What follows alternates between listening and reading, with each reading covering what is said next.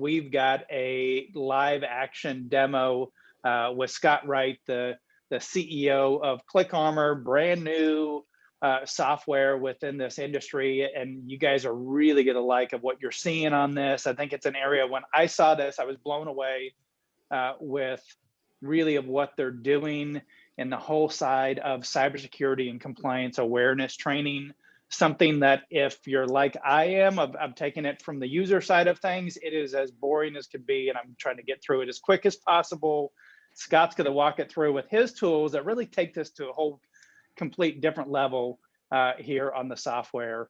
And so a couple housekeeping items just as we're on here. One of them is we're going to have plenty of time for questions as we're going through. Feel free to post up your questions, ideally in the Q&A versus the chat. Just a little bit easier to manage. Make sure that we get everything answered as we're going through. If you have any questions or comments there, you can post them up in the chat, and maybe I'll just actually start it here of posting up to the chat of anyone. So why don't you post up, if you're on the call here, post up of where you're listening in from. I know we're here in Nashville. Scott, you're up in Canada. That's right. Where are you at in Canada? Ottawa, Canada, the capital. Right.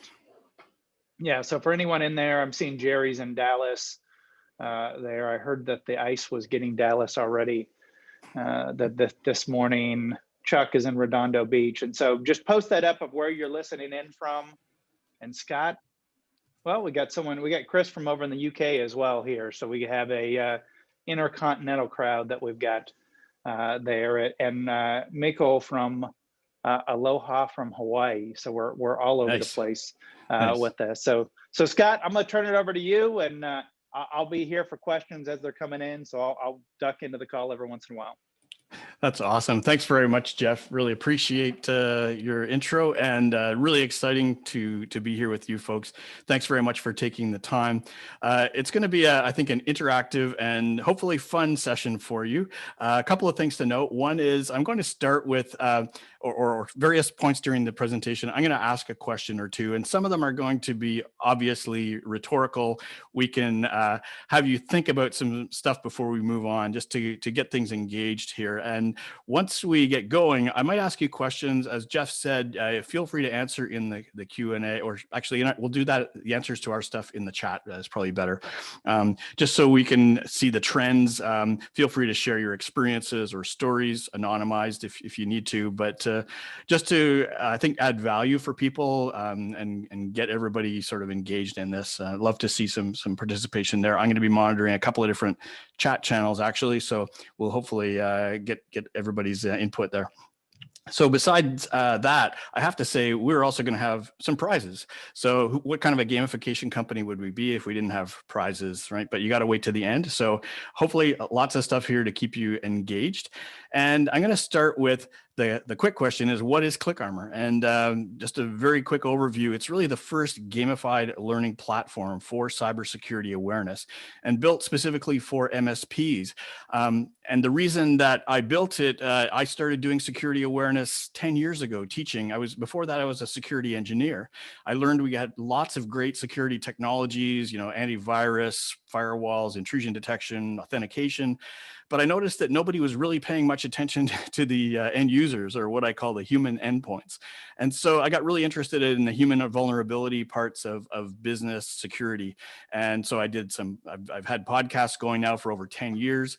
I did some work with Symantec, dropping smartphones in what we call the Honey Stick project. So all of this kind of taught me that it's really important to have some engagement and interesting things to talk about when you're teaching people things. And so I learned about gamification a little bit at the beginning, but more and more over time, I realized that gamification is really important for awareness training in particular. And that's what sets it apart from all the other kinds of training that we could talk about.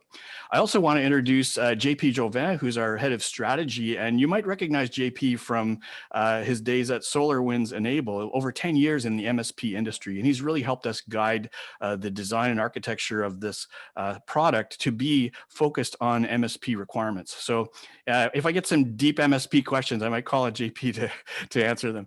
But let's get started. I'm going to start with something that you won't normally see in a PowerPoint deck. This is really something taken right out of the platform. So this is how we kind of present things. I'd like to start by looking at the kinds of threats and vulnerabilities we deal with. Let's talk about which attack target is the most difficult to secure. So if you look at mobile devices, servers, customers, employees, applications, private clouds, I could pick many, but I picked enough of these to show that, you're probably pretty familiar with how to secure many of these things, but one of these things doesn't really belong, right? You're probably not as confident in how to perfectly secure your customers' employees versus all these other technologies. And that's okay. We're going to learn more about, what's involved there and why, but one of the things that I want to draw your attention to is the fact that 90% of all security breaches now involve employees, whether it's phishing or social engineering attacks. And those are things that we haven't really done well. And that's, as I said earlier on, I've learned over time why security awareness is not working. I'm going to share some of that knowledge with you. I'd also like to look at things from an attacker's point of view and say, attackers, they're good at some stuff. How well are they able to exploit, different kinds of things, everything from antivirus and multi-factor to the pandemic. Well, if you look at the pandemic, I put that in there because back in the summer, we saw a 300% increase in phishing websites as a result of the pandemic and people working at home, people being more interested in getting news about, the health information and things like that. And so the attackers are really agile at taking the news of the day and being able to exploit that. But even looking at some of our mature technologies, antivirus has been around forever. Can attackers now exploit that? Well, of course they can. What they do is when they do their malware, targeted malware they want to launch on a network, they will run their own malware variant against every version of current antivirus to make sure it will get through. And so they have a guarantee that it will at least get in long enough to survive and download a new payload. Many times, as you've probably heard, malware can sit on your network for 6 months or more before it's detected. So attackers have figured out how to exploit antivirus software. Multi-factor authentication, we all know is really important. It's essential, but they can get around that through, man-in-the-middle attacks, right? So that's happening all the time. All this to say that, there's really not much that the attackers haven't been able to exploit. They're always a little bit ahead of us. And so, we see this as an evolving threat landscape. But what are we doing on the defensive side? And I like the quote from Charles Darwin that says, it's not the strongest of the species that survives or the most intelligent, it's the one that's adaptable to the change. And when you think about the fact that, even our human endpoints that have probably the most powerful, computing power in the history of time, we've got the equivalent vulnerabilities, and we're not actually able to evolve with the threats. So it's a constant cat and mouse game, and the threats are really able to stay ahead of us. So I wanted to just stop for a second and ask people if they might put in the chat, any stories or quick notes about what's the most recent notable impact from a security incident that involved an end user. So, I'll just wait a second here to see what people say. So we've got, gift card scams. Yeah, so $7,000 lost to a gift card scam. That's a pretty big one. And ransomware. Yeah, had to work the weekend. Yep, good. So the impacts of ineffective awareness training. Once we take a look at, how vulnerable we are, what are the things that impact us, specifically in the MSP world, we've got extreme customer dissatisfaction. If somebody clicks on something, causes that ransomware, or does that gift card thing, you can probably be held responsible. Maybe it's not fair, but the clients are starting to hold MSPs responsible for things like email account takeovers that end up in some kind of payment fraud, right, on fraudulent invoices. So it may be a gray area, but these kinds of things we're starting to see happening. Then on top of that, there's penalties to customers, that could be in the form of legal lawsuits or remediation lawsuits as well. Then, of course, you've got the bad PR and reputation. I don't need to tell you guys too much about the fear, uncertainty, and doubt stuff. You know that the consequences of security breaches are big, but we want to focus on the things that we're still not adapting to as far as end users, and the things that we can really make the most improvements on as we go forward. So I want to share a couple of things, lessons learned from my time in teaching security awareness. Number one thing about phishing is that few end users know as much as you think they do, right? So if you've had a chance to speak with any of your end users, especially ones that have been through, any kind of previous training, you might be really surprised that they still don't really know, what a character substitution in a link looks like. And that can be really tough if you're telling them to be careful. What are they looking for? So those are things that we have to stop taking for granted, that people really know what they're doing. On the social engineering side, it's also interesting because you get the feeling that a lot of people, almost everybody, thinks they won't be targeted, or that a social engineering attacker won't go to the trouble of coming up with some fake story to convince them to just give them a little bit of information, right? They don't realize they can be the stepping stone. So those are a couple of the main things that have really resonated with me over the years. Some of the other examples of failures to adapt that we've seen in the MSP industry, we've had MSPs tell us, they get a call from a customer that says, hey, thanks a lot for setting up that new faxing feature.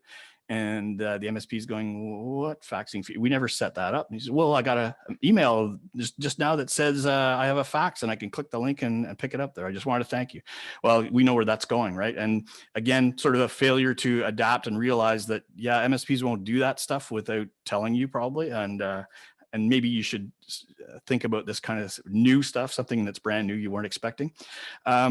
Another failure to adapt right within our security awareness ecosystem. You may have heard the story of the Chicago Tribune and GoDaddy. Both had similar experiences over the last couple of months where their IT team got really smart and decided to do phishing attacks that could actually, cause some pretty severe negative repercussions. And they may not have thought about this ahead of time. I doubt that they did. And that is, you're sending a message out saying, hey, you're due to all our cutbacks, you're entitled to a bonus of $5,000. And then they click on it and it says, no, sorry, that was a phishing test and you shouldn't have clicked on that. And here's why. So surprisingly, end users didn't like that. They end up going to Twitter and Facebook and posting to all their friends, how stupid is our IT team that they're testing us with these things in such a insensitive way.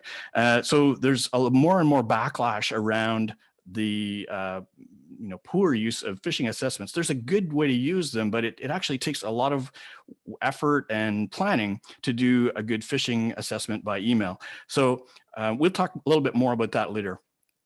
Thirdly, we're seeing stories of MSPs being sued. I mentioned this a little bit earlier, but being held responsible for things like the fake invoice scams, where it can be traced back to an email account getting taken over, for example, and the MSP being held responsible and taken to court. So we've got to really sort of stay on top of this stuff. It is evolving quickly, but we have to figure out a way to at least get employees and users to be able to stop for just a few seconds longer than they are now and take note of the things that we think are obvious. But if we don't change something, then we know that these threats are going to continue to get worse. I'd just like to take a moment and ask anybody who wants to share an experience, if they've had any negative experiences from using phishing assessments. So any of those kinds of things where you've had, unfair, people feeling they're being targeted. I think there's one that I know of that I was going to mention, which is somebody, after a phishing assessment, they went around and briefed people, and the offer was a free pizza, right? And somebody clicked on it. So they had to go brief them. And it turns out that as they're doing the briefing, the person's nodding their head. Yeah, okay. So can I still get my free pizza? It was really like, they're just not getting it, okay? So I'd just like to mention for a minute the human firewall analogy, right? We hear this quite often. It's convenient and it's a nice analogy at a high level, but I think it needs to be put in context, because if you're really talking about a firewall, you're talking about setting rules that are applied, pretty regularly, consistently. But the thing that happens with our human firewalls is they can, be influenced not only by the instructions we give them, but the mood they're in, the priorities they have, the momentary distractions, the perception of situations. If they don't think they're going to be targeted, then maybe the rules don't apply so much. And just general experience, nothing went wrong yesterday when I did this, so it can probably be okay this time. So I really want you to be careful if you're using that analogy of the human firewall, unless you can clarify the context, then it can be useful. But we really need to focus on the fact that the humans need to be motivated to be the firewall. So one of the things that I think is important is to understand the various different factors that lead to a lack of awareness. We can talk about these weaknesses all over the place, but there has to be some structure behind this. And the way that I talk about it is, first of all, employees don't understand the risks. If you hear it won't happen to me, or I don't care, then those are problems of people not understanding the risks. If they don't understand their role in securing corporate information systems, you hear things like, it's not my job to know security stuff. That's not why I was hired. That's an indication that they don't understand that security is really everybody's business. If you have a lack of engagement in your training content, we have what we call death by PowerPoint. And the pattern there is you get content delivered, you get a quiz, you get more content, you get another quiz. And if you fail the quiz, you go back and you redo it until you get it, right? So that doesn't mean you've actually learned something, but it's really just total disengagement with the content. And they know they only have to do it once a year. So once they get it over with, they've endured it and they're done. So really, it's not helping awareness. The lack of practice in detecting and responding to threats. We really don't have a way to easily make people practice, right? So we need to exercise people's skills at being able to spot email addresses that look suspicious, rather than just doing it once a month with a phishing assessment or something like that.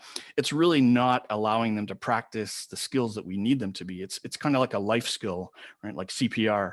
But how do we do that when people are saying, this is so painful, don't make me do this again? That's a real problem. Content is not up to date or not relevant.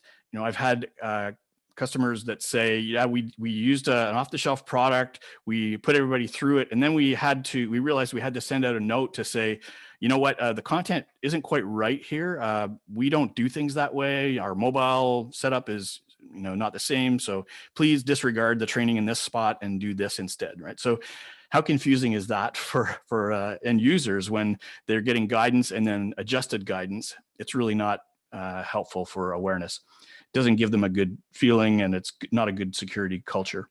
And then finally, if you aren't able to measure the proficiency of the program, then you really can't be sure of how well your awareness program is working. So if you're only tracking the completion of the training, then you have no other indicators to say whether people really know or whether your entire team knows how to defend against those kinds of attacks.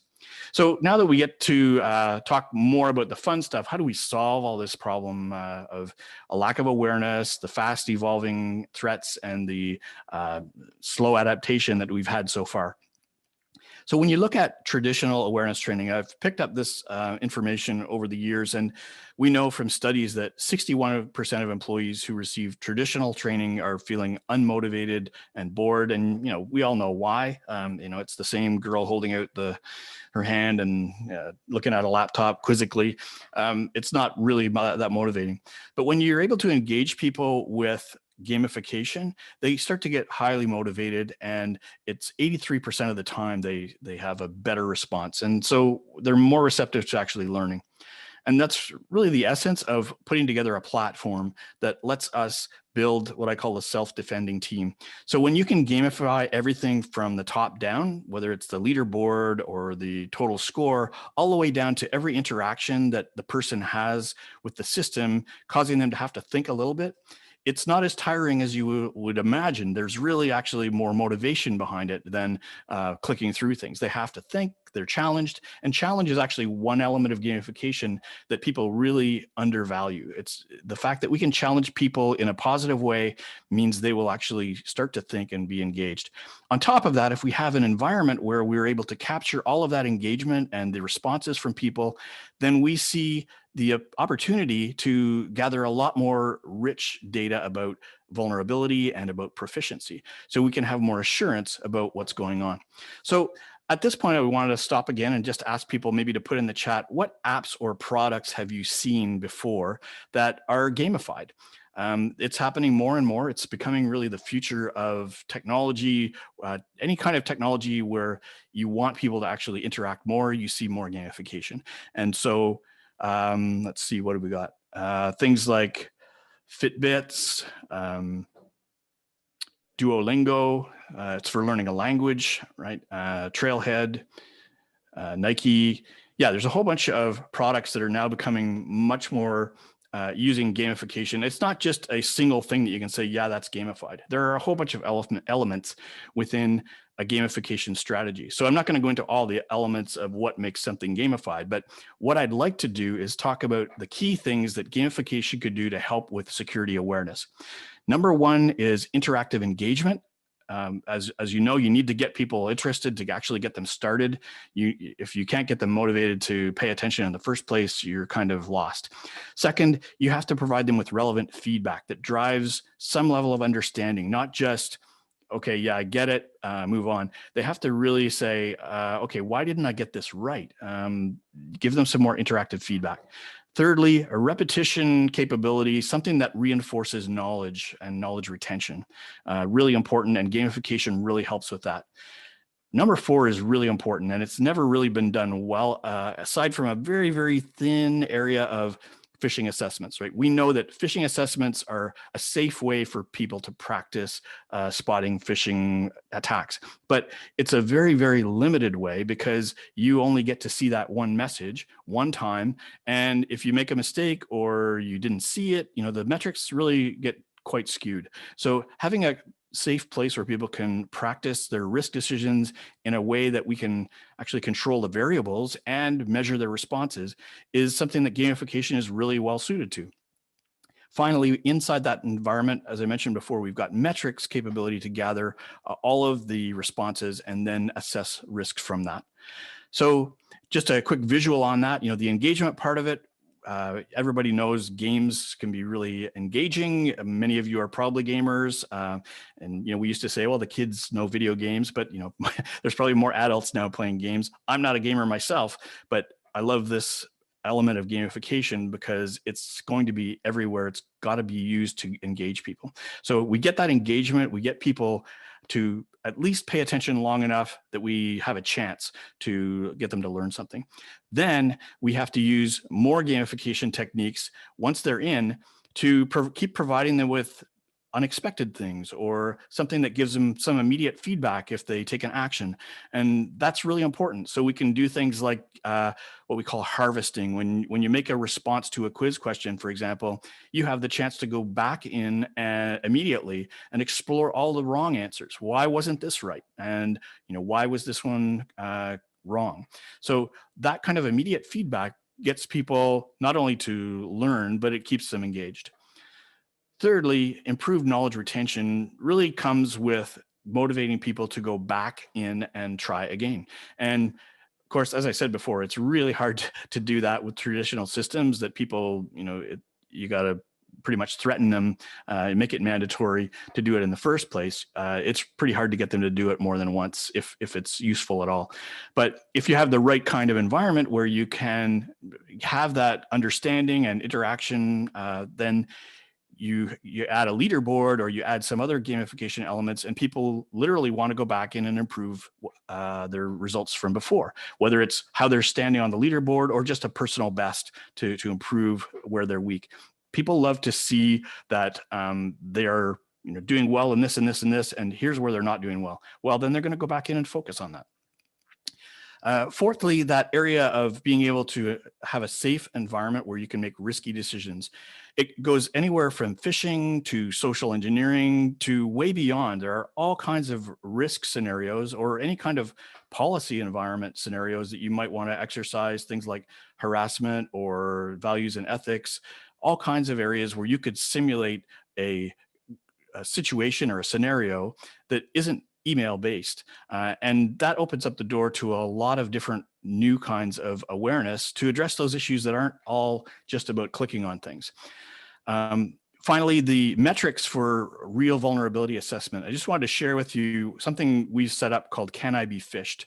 And it's a way that we can actually do phishing assessments that are in a very different mode than what you're used to, but they have a much richer set of data. So there's a site that we set up called canibephished.com, and that will let you go in without having to log in. We'll ask for an email, but that's really just for us to be able to follow up with you.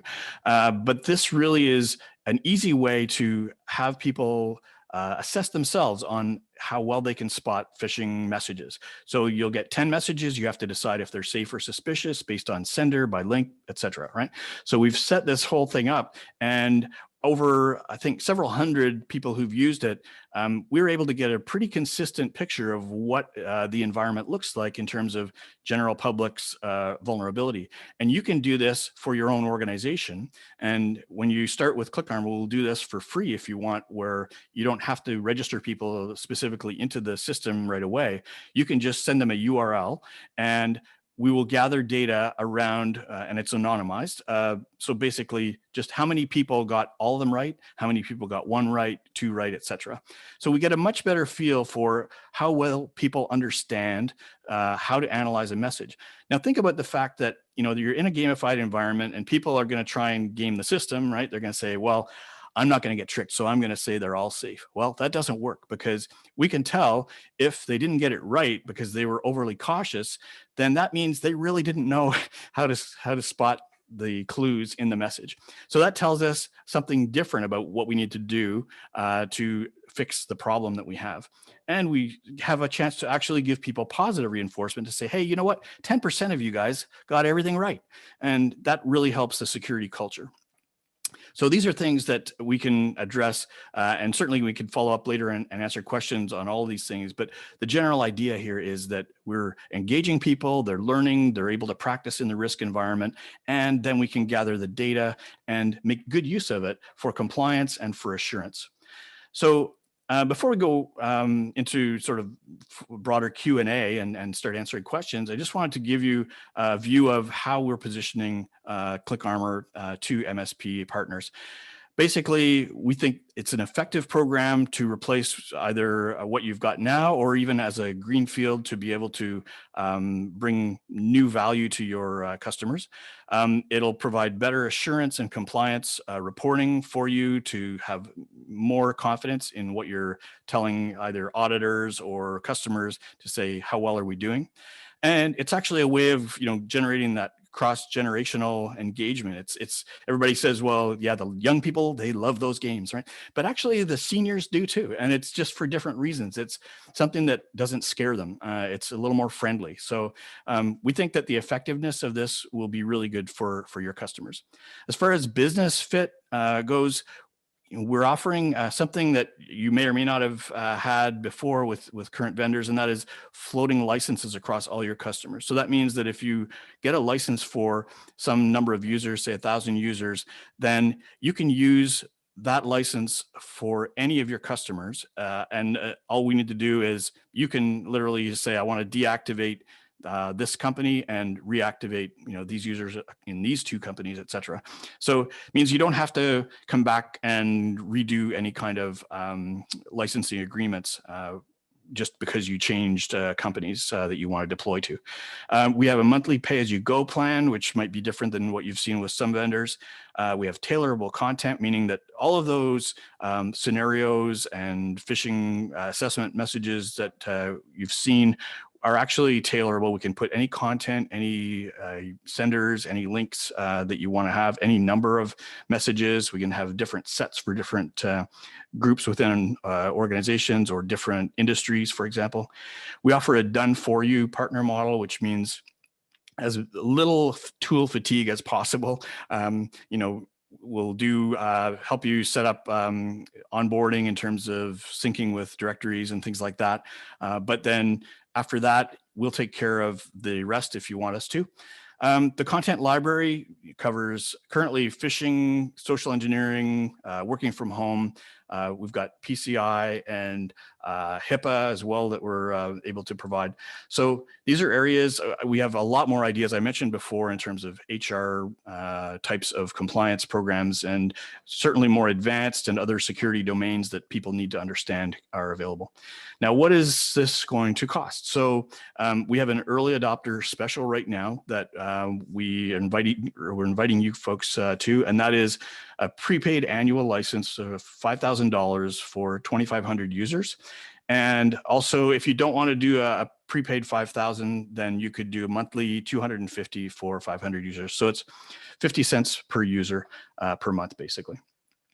So that's the package that we are offering, and love to talk to you more about how you can differentiate yourself from your competitors and offer something new and innovative. Now, I promised there would be prizes, so here we are. This is the part you've all been waiting for.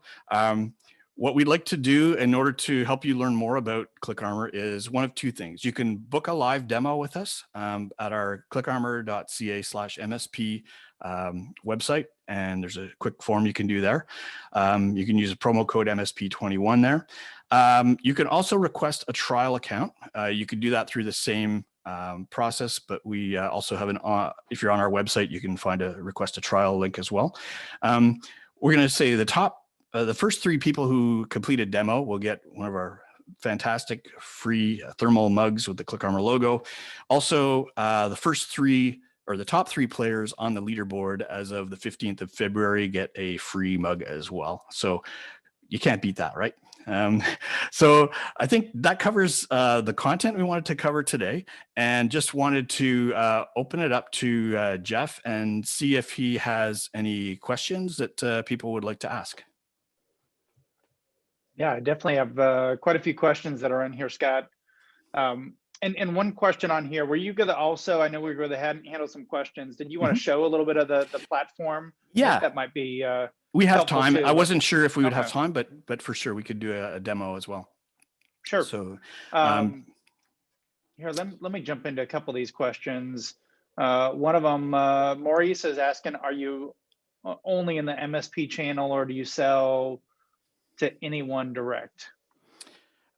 Sure. So we are focusing only on the MSP channel, but we certainly do get inquiries from businesses that want to use the product.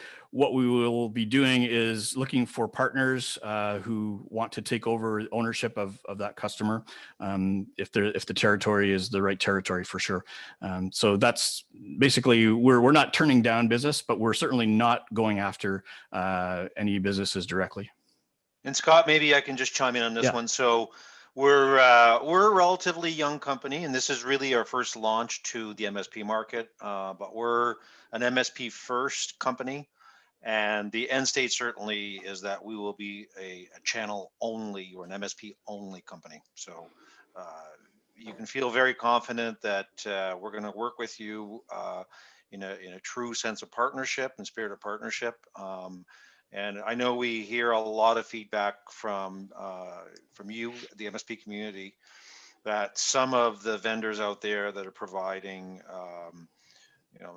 cybersecurity awareness are not exactly channel-friendly companies. To say, I'm going to be extremely polite in my Canadian way, but yeah, we're dedicated to working in a partnership with you, so you can feel confident that we've got your best interests in mind. Yep. And one thing that I would add on that too is that in working with Scott and JP, as Scott mentioned early on the call, is that JP is a longtime veteran of the MSP market.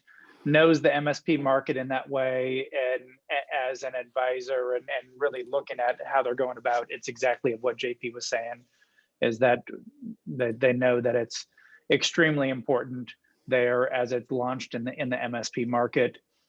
Do you have, one of the questions here that came in was, Scott, do you have customer using ClickArmor right now? Yeah, we do actually. We've had the product, our initial strategy before we met JP actually was we built a minimum viable product. We did have a few customers that we were selling to directly that are small. Some are small in the 100, 200 range, but we now have a customer that's in the 10,000 range. So it's really picked up. Yeah, we've got people using the product right now for sure. What are you seeing with those current customers on participation rates from the employees?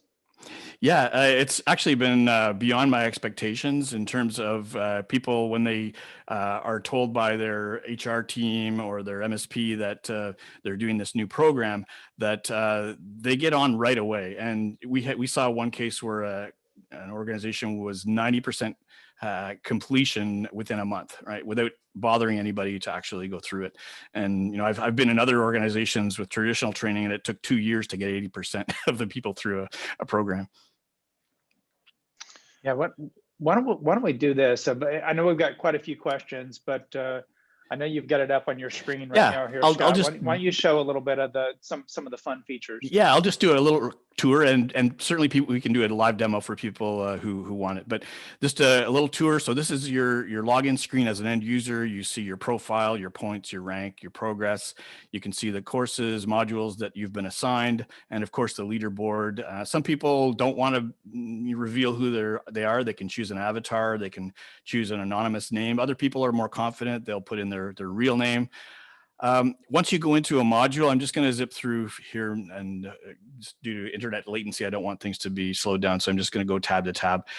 This is an example of a learning quiz where we can actually teach people in a safe and kind of stress-free way. You can do a sort of Duolingo implied learning methodology where you can say, okay, let's just ask questions, and people don't feel under stress. They can guess if they want, but let's just say, is it safe to click on an email sender's name and to see the address? And I've had IT guys in a demo say false, right? And so you say false, and well, you know what? It is true that it's safe to click on a sender's name. Sometimes that's the only way, and that's the feedback we'll give you. If you go in and do what we call harvesting, you can click on the answers, all the answer options to learn about why they were right or wrong.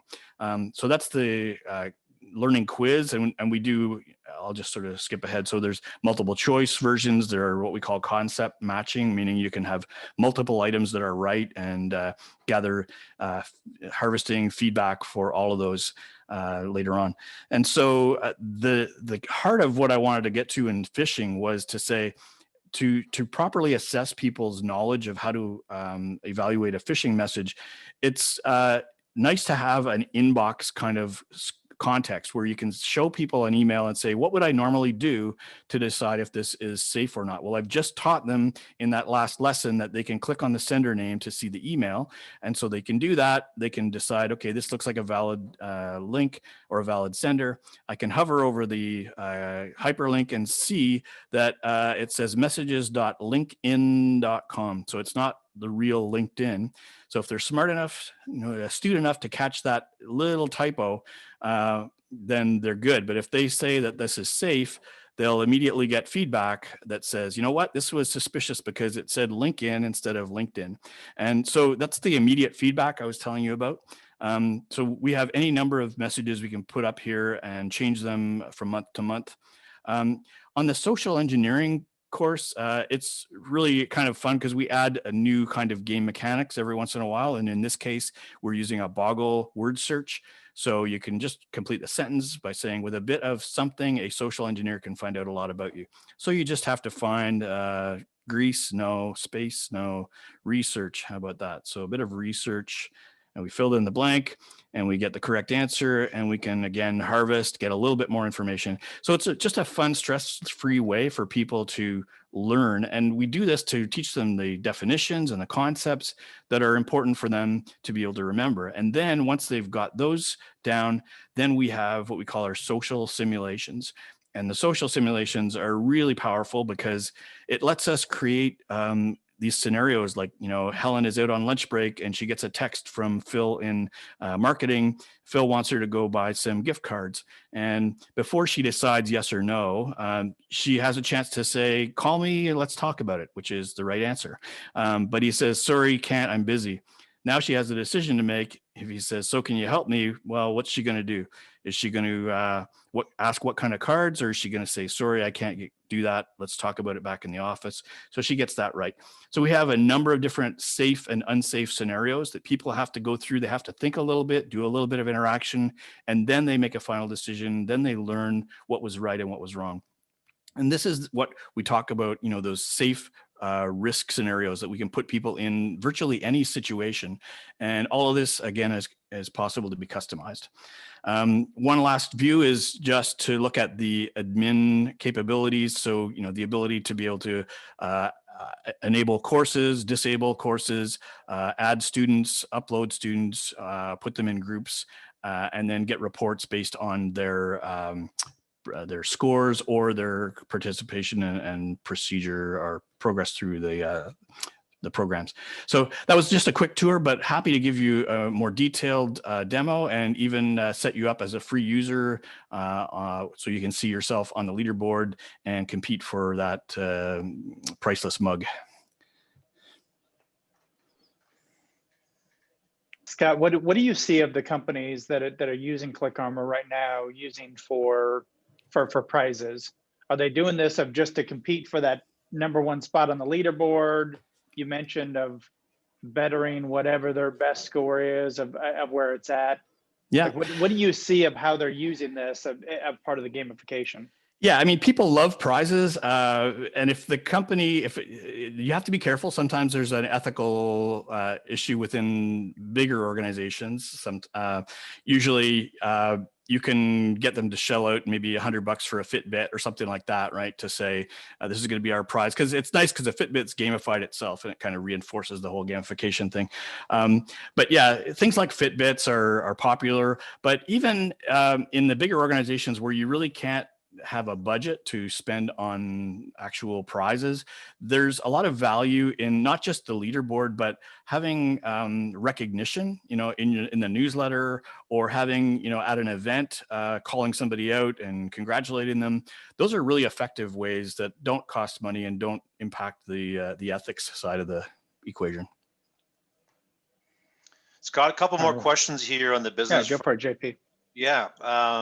So Patrick, I don't know if you're still on, but he was asking, can we register a customer to be a protected opportunity? The short answer is yes. In addition to our MSP program, we also have a reseller program. So if you're looking purely to resell it as opposed to delivering as a service, we can do that, and you can register opportunities. So we can follow up with you. We've got the same question, I believe, from two people, from Herb and Maria, who are both in Canada, not too far from us. I think, Herb, I think you're in Napanee. I saw on LinkedIn, and I think. Yay, Napanee. All right. So the home of Avril Lavigne, by the way. That's right. So the question is, do we have this available in French? And the short answer is it's yes. imminent. So it's a deliverable we had for a customer of ours. So yeah. We will. If anyone is interested in other languages, please let us know as well. I think Spanish. Yeah, the platform is language capable, so yeah, for sure. Yeah. So I heard some pride there, JP, in the home of Avril Lavigne. I didn't hear I didn't hear anything about it like a home of Justin Bieber anywhere on anything. Maybe that's a little. Anybody here from Stratford? All right, keep on going. We had another question here from Brent to go over the pricing again, if you can, Scott. If you're sure. Let me see if I can get back to the right screen. There we are. One sec. Do you want to speak to that, JP? Go for it. So yeah, our pricing right now, we've been doing a lot of testing in the markets, talking to a lot of MSPs, and it varies depending on whether or not an MSP has bundled in the service already, and they really just need it to be not any more expensive. But what we find is that this price point should be really attractive. We want it to be a no-brainer, and that is $5,000 prepaid for an annual license for 2,500 users. Again, that's a floating license. So those 2,500 users, if you have 10,000 end users, you could use them across just 2,500 simultaneously.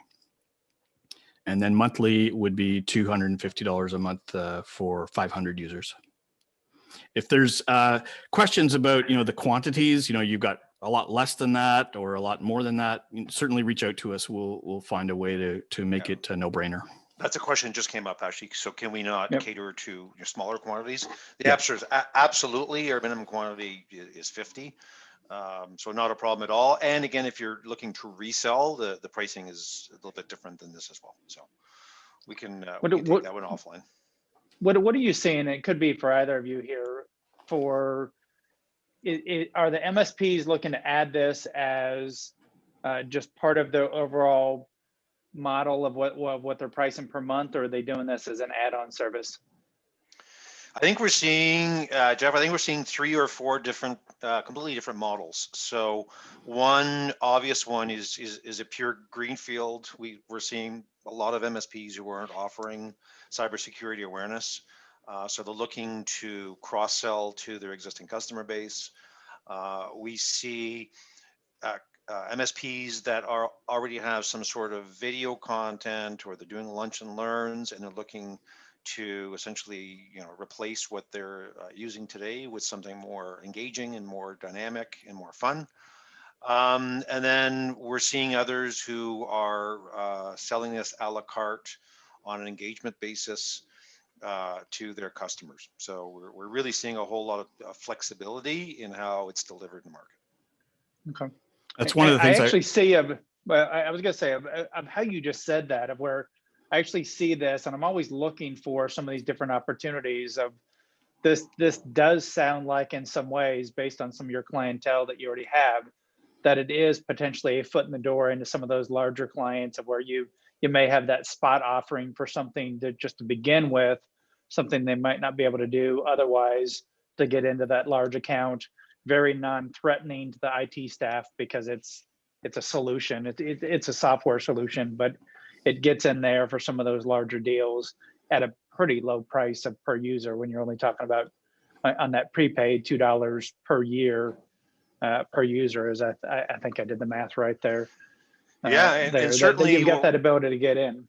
What we're seeing as well, Jeff, is in larger accounts, they may want to gamify some of their own content. So over time, we do have the capability today where you can inject, if you will, a customer's own content. So if you wanted to use their own policies or terminology or names of people or that sort of thing. But over time, we see that really as a way to differentiate against your competitors from the perspective that in a larger account, they're going to want to have standard content, yes, but they're also going to have somewhat modified or configurable or customizable or local content to their organization and their industry, right? In addition, I think Scott covered this, but we're heading down the PCI, the HIPAA route. There's a lot of privacy compliance as well that's looking ripe to be gamified, because that's super dry content. And I've been through it. I don't ask me to remember anything I've ever learned, because I don't. But I think if you gamified it in a fun way, I'd probably remember, a lot of it. So.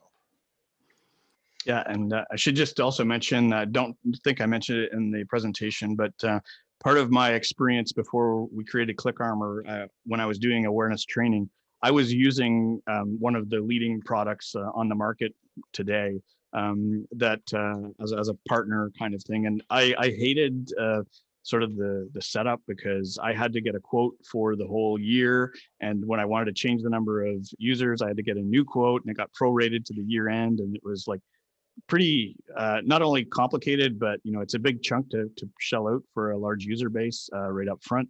And then, so it made me, when JP and I were talking about things, what would make it easier for somebody who's already committed to one of those big players, who's already got an annual program, and they don't really want to pay a big chunk right now to switch to something else. And even the monthly program might be too much, but we can put what JP would call a ramped program together, right? Another question here is what kind of reporting capabilities do we have that an MSP can present to a customer during a QBR? So Scott, maybe show the leaderboard and the reporting again, but I can tell you, probably playing my hand here, and I shouldn't be, but I'm excited about this idea, is to have a risk dashboard for you, the MSP, where you could look at all of your customers, right? And kind of a heat map. So my red guys are the ones that are at risk, my yellow guys somewhat at risk, my green guys are the good ones. So that's an opportunity for you now to go and drill into each one and provide some additional coaching or additional services or that type of thing. But we are reporting and analytics is one of the things that we're investing in substantially to provide you guys with a rebrandable, customizable report card for risk and assessment, and potentially for compliance purposes as well. Yep. So related question on that is from a sales collateral. So if someone's coming in and kind of a different angle of the QBR, oftentimes the QBR is the time that you can introduce a tool like this or software like this to be able to introduce it into that client. What type of sales collateral do you have to be able to help to be able to get that in? That's always one of the tricks with the new tools that come out, is there's so many things that are out there that I could be selling. What makes it easy to be able to get this into people's hands? Yeah, for sure. And, what I found the best thing to provide is a brochure that you can give to the management of the customer to say, here are the benefits, here are the things that we're going to do, here's how it's going to be rolled out. So you can give them an expectation of the experience. We can certainly even have an arrangement where the management gets to try it out themselves if they want to. That's certainly part of how we can support you for that. But there's also the case where some partners we've talked to really don't feel that they need to sell it so much as set the expectation and manage the communication during deployment. If it's part of a rip and replace where it's a bundle and the customer's already paying for the service, it's more a question of giving the correct communication to the customer about what is about to happen when we deploy this new gamified thing. And there's usually a bit of a buzz around it, because it's something quite new and different from what they've had before. So we'll support people on both the sales side and on the deployment side. And on that deployment side, Bill was asking on here, what are the suggestions you can provide to get the users engaged? He said we tried other products, found typically less than 40% of the users even log in for the first time. Yeah. Short of a directive, how do you get people excited about it? Well, that's a really fun part of the challenge, right? Is to say, okay, what can we do that would get people excited about joining? And usually, when you talk about the leaderboard, there's always a few people, right? There's maybe 3 or 4 at least that are going to be really keen. They're going to get on there first, and then word starts to spread. So, as I said, with some of our customers, they didn't really have to push anybody, and they got 90% within the first month. But that said, it can, depending on your culture, if it's going to take a little bit of a nudge because they're all, conservative or, don't really think that they're going to engage too quickly. We can certainly provide incentives in terms of maybe a small prize or something like that. And we can talk about that in terms of what kinds of prizes are worth putting up there. But as soon as you put a prize and a date, then you typically get a big bump in participation. Good. And what was the participation rates that you were saying again? I know you mentioned it before. It was Ties back to- 90%. It was about a 100-person organization get 90% of their people in 1 month. So that was pretty quick. That was without any actual sort of coercion or prizes even announced. Eventually they did, at the end of the 2-month period, they wanted to get people to go back in and do it a second time. So they said, the top of the leaderboard on this date will get a Fitbit, right? And so even though 90% of them had already done it once, we wanted to get them to do it again. So we added another incentive to do that. So we're still exploring, but there's lots of creative things we can do. As we're getting close to the end of this, Scott, just a reminder, maybe you can pull up the slide again, just so everyone has it, is that if they want to get a demo with you, a trial account, next step with ClickArmor, what's the best way to do that? Sure. So you can go to clickarmor.ca/MSP. And that's our MSP program application page. So there's a form there you'll fill out. One of the first things that we'll do is offer to have a call. And so we'll be able to do a live demo. You can book a call in our calendar in a time that works for you. And we'll do the live demo. We can then also set you up with a trial account. If you really want to, we can actually set up right now our trial account is set up in a community organization. So you'll see others there. But if you want to set up a private trial, we can do that for a limited time as well. Excellent. Well, just a couple last questions that floated in here. Patrick was asking, do you offer white labeling of the product? Yes, that's coming. It's not in the product right at this moment, but it's within the next few weeks. Curious on this one. This one didn't come in, but I saw a couple Canadians on here. I know it's a popular question. Do you have Canadian pricing as well as US pricing? Well, contact us separately and we'll work something out for you. It might not be a change of numbers. That's a hint. All right, and then last one that I'm seeing on here, unless JP, you had another one, is how do you compare? And this kind of is a summary of it, of wrapping things up. Is that how do you compare your product with some of the others that are out there that MSPs are using, of the other tools that they're using? There's the obvious question, or the obvious answer is the gamification piece of it, but yeah. What would be the top two or three things that are out there of how you compare and are better? Yeah, so I'll take a stab, and JP, feel free to jump in too. But basically, when you've got stuff that is delivered by video, it's really hard to change. It's hard to make it relevant. And so I think that's something that is really important when you're deploying to a customer, to have the opportunity to change the content to meet their policies and terminology and things like that. So that's number one, is the customization capabilities. We have the done for you model, which means that there's minimal impact on being able to activate and onboard everybody for you. You don't get the tool fatigue.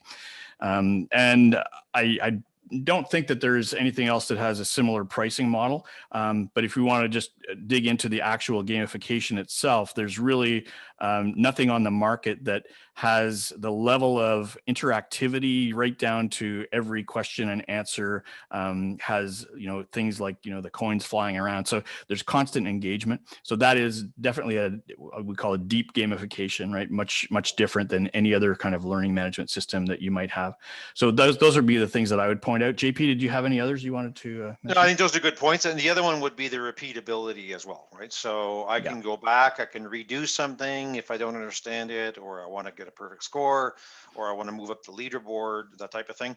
Again, great ambition here, but I think this is something we can achieve. Wouldn't it be awesome for the industry if we could provide some sort of cyber aware or cyber secure or cyber safe designation for an employee? Over time, I would think that would become a valuable asset as an employee, but also as an employer, right? To at least have the confidence that we've provided our employees with, everything that we could have done to make them aware and allow them to identify and to avoid all the common cybersecurity threats and pitfalls, right? So we'll get there over time as well. Yeah, so I'd really say in wrapping it up on the call of where it's a super simple call to action of just going there, setting up a demo account. It's worthwhile of going in and at minimum with it of going and checking it out, getting more of a full tool demo versus the webinar demo that we just clicked through on this. Being able to get Scott with Scott and the team, just able to walk through all of these and see really of what it looks like from a user side of things. And a former MSP myself here, I know that this is not something that's going away any time at all. I mean, this is going to be just a forever going future. Yeah. And as someone that's been a consumer of the products from an employee standpoint of it, is that I know as I'm going through, it's boring as can be of whatever tools that we're using, not naming of anyone, but whatever tools that are using there. And it's trying to click through them as quick as possible so that I can get back to everything else that I'm doing. Can't say that I really learned a thing. I can fool myself in saying that I knew more than most going into it, which is probably true, but still, I didn't learn anything from it other than just getting my gold seal of approval of whatever it is that I finished all of the tests in as short of a period of time as possible. And fun was not something that was included in it. And I couldn't even imagine what everyone else on the team that didn't have that technical background, that didn't participate in a lot of things within the industry, people in just the regular everyday jobs that are here at the company of what they were doing on this of going through. I'm sure they were just bored out of their minds of going through. So one last time, Scott, you can maybe just read it off. It's I believe ClickArmor.ca/MSP. Yeah, I'll put it back up. Sorry, I keep taking it off. There you go. Fine. And just to reiterate what JP said, we are young. We've got lots of ideas for moving forward, and we'd love to work as more than just a reselling kind of partner, but as a partner that can help evolve the product and the solution to be more valuable over time. So that's something you may not get from other partners. All right, excellent. Well, Scott, JP, thank you so much for getting on here and being able to share this out with the community. I know it's been something you've really been itching to do, and I think you guys are really going to take off with this. Awesome. Our pleasure. Thanks, really everyone. Appreciate it. Thanks so much, everybody, for joining us. Thank you. All right, thanks, guys.